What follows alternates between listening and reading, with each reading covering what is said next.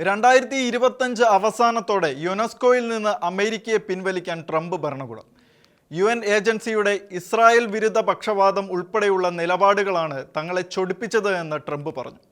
UNESCO Palestine അംഗത്വം നൽകിയ തീരുമാനം ശരിയല്ല എന്നും ഇത് US നയത്തിന് വിരുദ്ധമാണ് എന്നും കൂടാതെ സംഘടനയിൽ ആന്റി ഇസ്രായേൽ വാദങ്ങൾ ഉയർന്നു വരുവാൻ ഇത് കാരണമായെന്നും ഡിപ്പാർട്ട്മെന്റ് വക്താവായ ടാമി ബ്രൂസ് പറഞ്ഞു.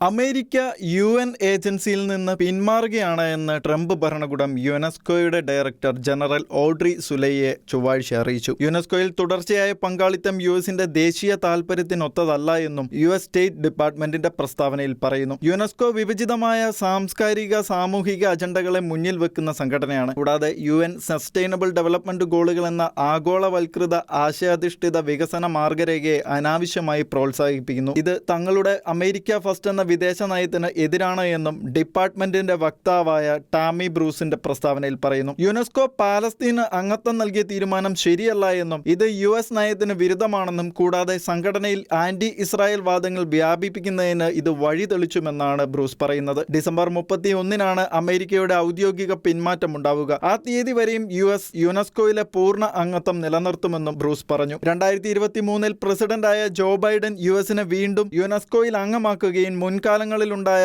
$600 മില്യൺ കുടിശ്ശിക സംഭാവനയായി നൽകുമെന്ന് വാഗ്ദാനം ചെയ്യുകയും ചെയ്തിരുന്നു. യുനെസ്കോ 2021 പാലസ്തീൻ അംഗത്വം നൽകി. അതിനെ തുടർന്ന് US സംഭാവന നിർത്തുകയായിരുന്നു. US ഇതുവരെ പലവട്ടം ഈ സംഘടനയിൽ നിന്ന് പുറത്തുപോയതും തിരികെ വന്നതുമാണ്. യുനെസ്കോയിൽ നിന്നുള്ള US പിന്മാറ്റം തങ്ങൾ സ്വാഗതം ചെയ്യുന്നുവെന്ന് ഇസ്രായേൽ വിദേശകാര്യമന്ത്രി ദിദിയോൺ സാർ പ്രഖ്യാപിച്ചു. UN സംവിധാനത്തിൽ ഇസ്രായേലിന് ലഭിക്കേണ്ട ന്യായമായ പരിഗണനയുടെ സംരക്ഷണത്തിനുള്ള അത്യാവശ്യമായ നടപടിയാണിതെന്നും അദ്ദേഹം അഭിപ്രായപ്പെട്ടു. 1945 ലോക മഹായുദ്ധത്തിന് ശേഷമാണ് യുനെസ്കോ രൂപീകരിച്ചത്. അന്താരാഷ്ട്ര വിദ്യാഭ്യാസം, ശാസ്ത്രം, സംസ്കാരം എന്നീ മേഖലകളിലൂടെയുള്ള സമാധാന സഹകരണമാണ് ഇതിന്റെ ലക്ഷ്യം. വാഷിംഗ്ടൺ നിലവിൽ യുനെസ്കോയുടെ ബഡ്ജറ്റിന്റെ ഏകദേശം 8% സംഭാവനയെ നൽകുന്നുണ്ട്. ട്രംപ് ആദ്യം പ്രസിഡന്റായ സമയത്ത് ഇത് ഏകദേശം 20%.